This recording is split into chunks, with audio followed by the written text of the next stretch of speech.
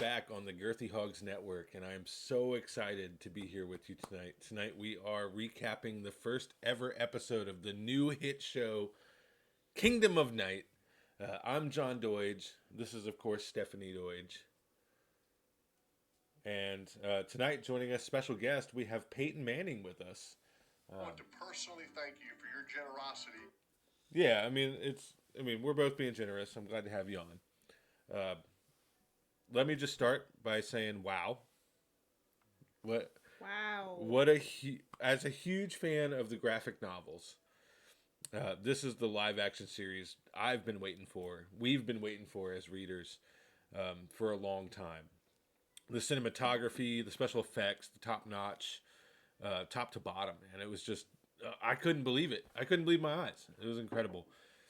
From the opening scene with the Viking battle horns and the war drums and the roided out whores, I was hooked right from the get go. I'm sure you know. What do you think, Peyton?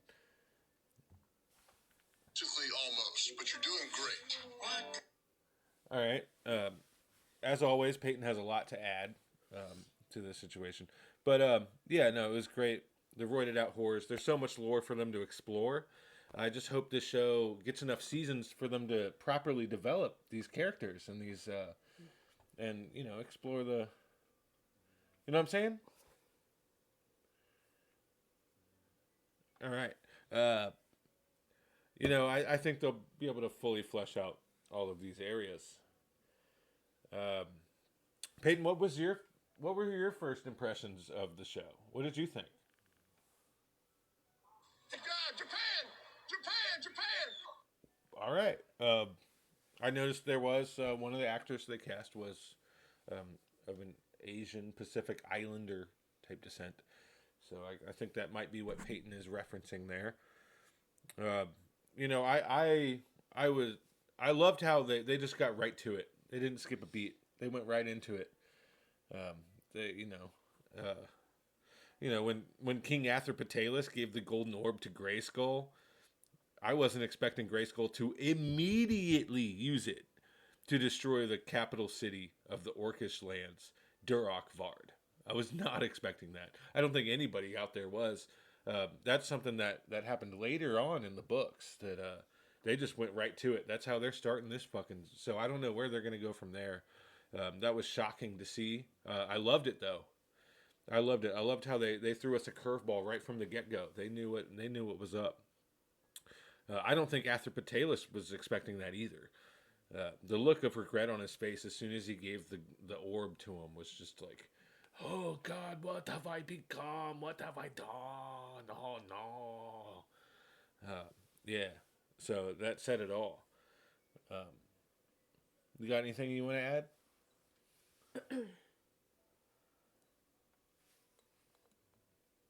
What about you, Peyton? Absolutely. All the time. All right. What do you want to say, man? I'm retired, okay? And therefore I live in a retirement home. Why is that weird? Not weird at all, Peyton. Not weird at all. It's just weird that you would respond to my question that way. Moving on. With the Orcish hordes in disarray, it's going to be hard to stop the advance of the Great Bog Army on the Riverlands and beyond. I mean, what are they going to do? Without the Orcish hordes to stop the Bog Army's advance, they're eventually going to meet up with Grayskull, and I know they're going to get along. They're going to be part of his army in no time. And the orcs are scattered. I'm sure this isn't the last we'll see of them, but that's a crushing blow. They're going to be looking for probably a new leader, a new capital city. They're essentially nomads now, and that's a big blow because the orcs have always been, you know, in this realm they've always been allied with the humans. They've worked side by side. So it's going to be interesting to see what happens. Do the humans go to their aid? Do they bring them in? Are they going to be refugees? I don't know. Are they going to find their own new homeland? Is it going to happen in time before to stop the advance? I don't know. Um, but it seems like the Riverlands are probably too far gone for the orcs to take them back. But we'll see. we'll see how that goes. We'll see how that transpires. Um, what do you think? No, Sally, Mommy's dead, remember? Okay, don't bother the pretty lady. Patience. All right, that was a little bit dark, but yeah, this is one of my favorite scenes from the inaugural episode. I like how they did a good job. They did a good job in the starting off. You know, the 2 hour opening premiere special. Um, they didn't waste any time. They went right ahead and started introducing characters and tried to flesh them out, which I respect. I respect instead of just throwing some new guy on the screen and expecting us to care about him. They actually fleshed him out a little bit. I like that. Like for example, there's a scene where Columbo Columbus he throws that drunk dude out of that tavern, and then he beats him to death with his own penis. That was bad fucking ass. That was pretty badass, don't you think? I think it was pretty badass. What do you think, Julie, Peyton? almost, but you're doing great. Okay. Yeah, thanks, man. And what would you do if some fucking piece of shit was in your tavern fucking talking shit? Now, I'll kill a snitch. I'm not saying I have. I'm not saying I haven't. You know what I mean? Yeah. Yeah, I get you, Peyton. Um, you know, riveting input from Peyton Manning. We're so glad to have you here. So good. I do want to touch on a couple other things about this opening episode. Um, I was in shock. I couldn't believe they would open the show that way. Like all of this happened within like the first 10 minutes of the episode, and they did a really good job with it. I think it wasn't too confusing with them jumping around. I think they stayed just long enough with each character to where you did understand what was going on, and it wasn't too dark to where you couldn't see anything. Um, there was an episode of another popular fantasy show where it was just too dark. You couldn't see anything. The entire show. It was terrible. Uh, but I was in shock that they would open the show like that. I do like how they immediately cut to Rain Oakenshield, the title character, like the guy. He's there, Jon Snow, getting the approval of the Elder Council to begin the trial of the Elder Gods. The Dragon Gods and the Elder Gods, they're working together to try to fight Grayskull because they know the threat that he poses on not just humanity but the entire world. This trial hasn't been attempted in 300 years, and it hasn't been successfully completed in twice that long.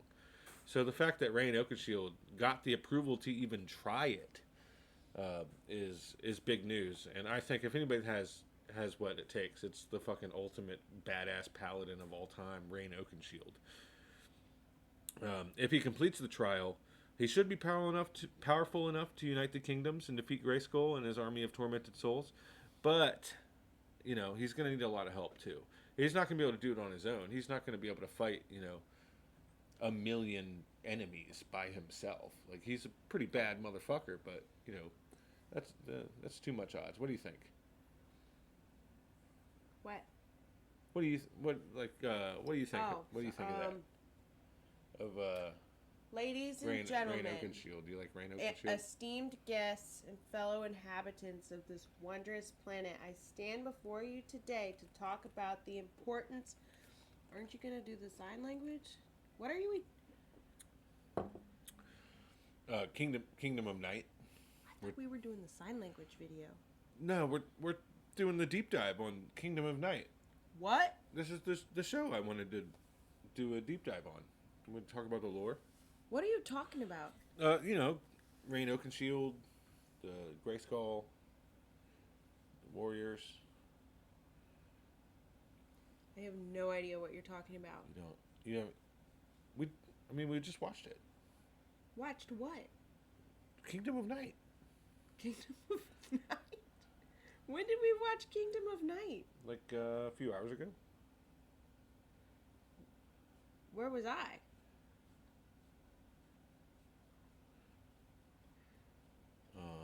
What are you talking about? All right. I thought we were doing the speech video. Yeah. I was waiting for. Okay.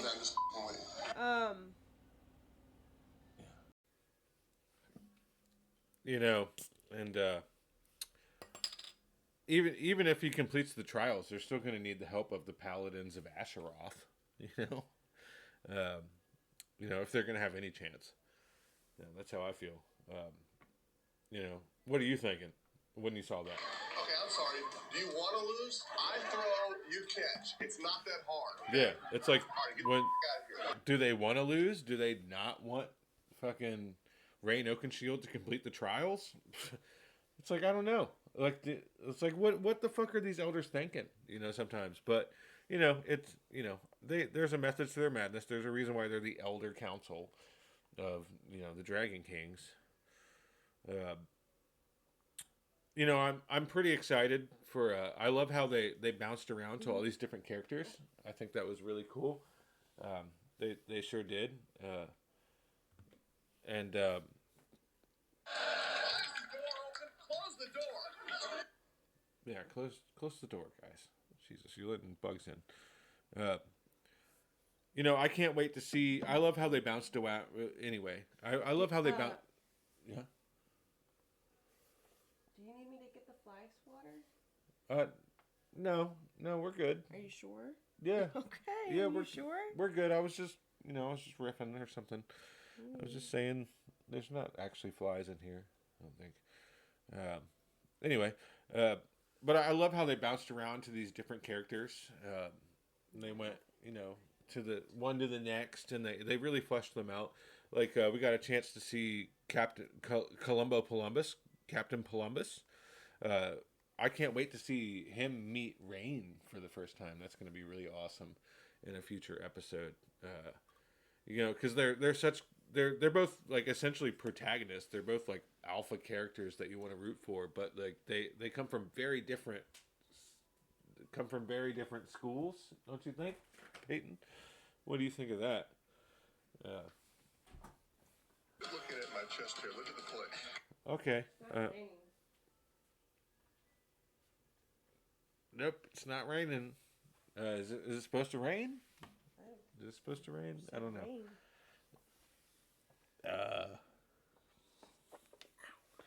Anyway, on the one hand, we have Columbus, who's like this swashbuckling, fucking badass, fucking lives by his own moral code, and he's hell bent on vengeance. He just wants to avenge his family who was murdered by Grayskull. And then you have the Rain Oakenshield, who's like the paladin of light. He's like always making the right choice, and he's like sometimes to a fault. Sometimes he gets a little corny, but he does show every now and then that he will break that code in extreme circumstances. But it's just gonna be really cool to see if they do meet up and what's gonna happen. I love the actors they chose for these characters. I think that they're doing a great job. I think they fit the bill really well. They look the look, they walk the talk. I think it's pretty good. And there's a lot of ways that this is like groundbreaking shit. Like this is a great show. I hope it gets all the recognition and like extra seasons it needs. This is groundbreaking. Not only is it the first show to have fully erect male penises in it, but it's also the first show to have full on ass to mouth on camera. It's pretty When cool. did you watch It's this brilliant. show? It's brilliant. Just earlier, you watched it with me. That guy, yeah. But like, I do think that they're pushing the envelope. Game of Thrones. They push the envelope with like the gore and like some of like the heavy scenes. But I think that they're going the right way. They want to stand out from that, and they're going with full on ass to mouth scenes. I think it's brilliant. I find it interesting that they didn't touch on the ongoing conflict between the Wolf Lords and the Rat King. I do think but I guess they're probably saving that for future episodes. I guess they'd rather not half-ass or half-ass showing something. I think they'd probably rather give it the time it deserves. That'll probably even be its own standalone episode, just even introducing you to that entire conflict. Because neither side wants to fuck with either one of those. So if they decide to remain independent and keep warring and not align with anybody, I think nobody's going to go down there. I think that's kind of like a Krogan deal. Nobody really wants to fuck with the Krogan. Nobody really wants to fuck with the Wolf Lords or the Rat King. No, that war's been raging for decades at this point. Yeah, I'm sure they're probably going to focus the whole episode on that, don't you think? Yeah. Yeah. Yeah. What do you think, Peyton? Wants to try my 18-layer dip. It's got beans, cheese, birdseed, guac, chocolate chip. One warning: if you're allergic to peanuts or bee stings, I would eat it. All right. If you're allergic to peanuts or bee stings, don't eat Peyton Manning's 18-layer dip. That. Thanks for saying that, bud. Trip Blazeman, the actor who plays Rain Oakenshield, he said he modeled his character style as a combination between Henry Cavill's portrayal of the Witcher Geralt and Pauly Shore's character in Son-in-Law.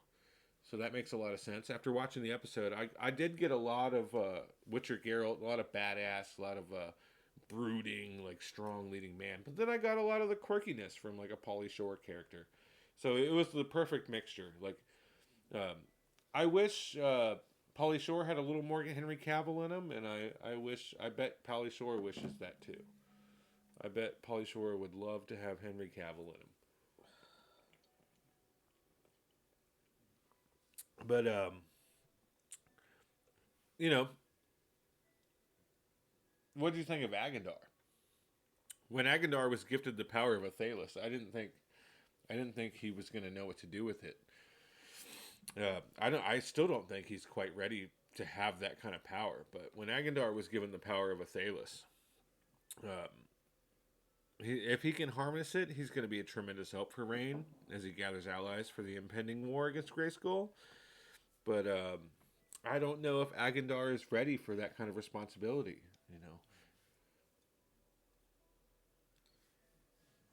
Yeah. What do you think, Peyton? Japan! All right. Yeah. Obviously, the Elven alliances are going to play a crucial role in all of this. If they remain neutral, there is no hope in stopping the tormented legions. Especially if the Lizard King of the Barrenlands joins Grayskull. Did you know Peyton was here? Yeah, Peyton Manning. He's right here. He's one of our buddies, dude. He's. Hey, Peyton. 3 timeouts, see? I might use one right here, Yeah, he's just using a timeout. He's doing his thing. A couple of priorities first. I want to go kiss my wife and my kids. I want to go, hug my family. I'm going to drink a lot of Budweiser tonight. All right. Peyton Manning's drinking a lot of Budweiser tonight. Fuck yeah, while he holds a case of Bud Light. Where were we? Yeah. Greg R.K. Rowking I think he'd be proud of the efforts the show writers put in to staying true to the source material and really fleshing out the world that he created. I think Greg R.K. Rowking would be very, very proud of that. And a couple more things I want to touch on. This episode was epic, and I hope that they can all live up to this. From what I know, it's supposed to be 10 episodes, and then it'll probably be a year and a half, 2 years before we get season 2. But I hope that the rest of the season lives up to this, because this opening episode was fucking incredible. It was everything we could have hoped for. And then towards the end, I love how they ended it with the brackish area. And when the brackish warlords stormed the Carlisle stronghold, I thought they were going to slaughter everybody, even everybody in the royal court. I thought everybody was doomed. The brackish fucking warlords, they're not fucking around. They don't take prisoners. They slaughter everyone. But just before it ended, it seemed like the queen and her children were able to use the escape tunnels to flee with the Queen's Guard to Whitehaven Stronghold. That's where her brother rules. He rules Whitehaven Stronghold. He's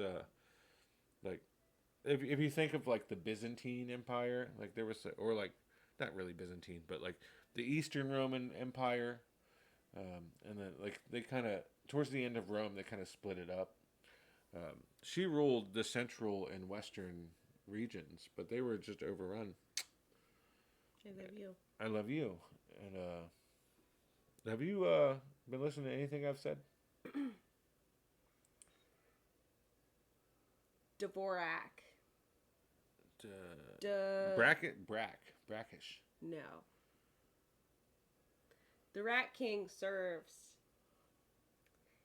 as the ultimate authority over the Skaven clans and is feared by all who know its name. It is said that those who cross the Rat King will be consumed by madness and despair, and that only those who are strong enough to resist its power will be able to survive its wrath. These two forces... That's right, I am. Free. 4th floor. Get a massage today. I'm excited. It's not very nice. I was talking. He's getting a massage today. Yeah, he's very rude.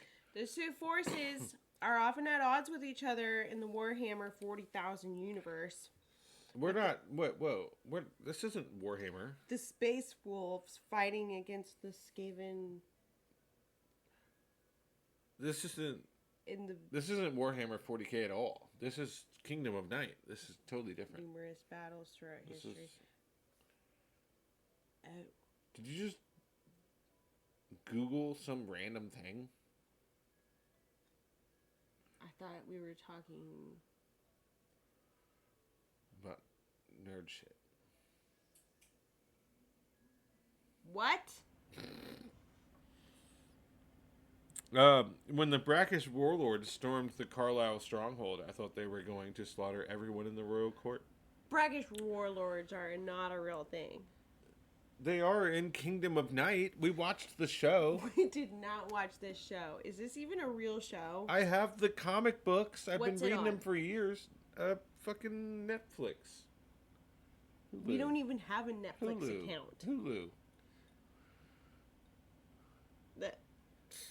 I was on Hulu.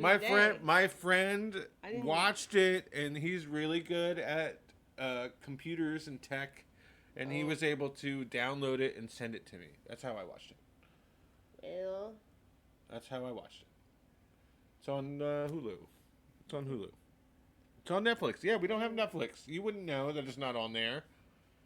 We don't have Netflix. See?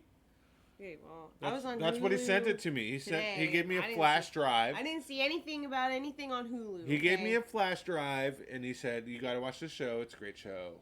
And I watched it, and it's a great show. It's amazing. I think know what happens when people give you random flash drives. I think it's #1 on trending. That's what he said. He said it's the #1 trending Netflix show. But when the Queen and her children were able to escape using the tunnels with the Queen's Guard to Whitehaven Stronghold, that's where her brother rules the eastern reaches of Valderon. The Brackish warlords taking Carlisle is a huge blow to the Allied forces and significantly weakens their hold on central and western Valderon.